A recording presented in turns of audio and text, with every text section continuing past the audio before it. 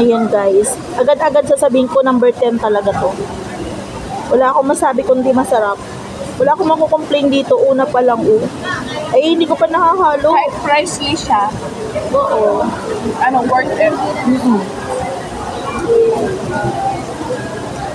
Sisi, hindi ko pa nakahalo masarap na.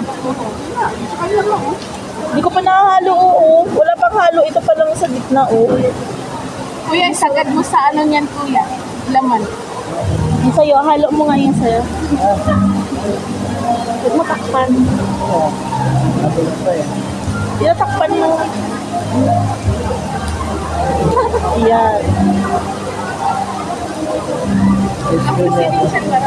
Ice cream. Parang ice cream daw. Ice cream daw yata yun. Ha? Ice cream daw yata. Ice cream daw yata. Ayan. Ano sa kanila, tipid sila sa tissue. Para ice cream ano? Oo, sabi niya nga, ice cream yata to. Kasi ito nga, sabi niya, first time din natin na ano sa kanila. Kasi parang ice cream. Diba? Ayan hinahalo. Yung palang ihahalo yung mga ano niya Taste man ha. Halo-halo. Dali. Pero nag-number 10 ako agad. Grabe ito ng talaga. Yan. Ang texture niya, guys, ha. Yung ilalim niya. Itapon. Yan. Sobrang smooth.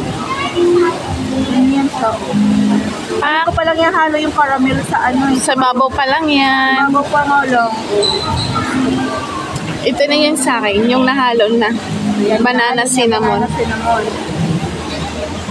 Di ba?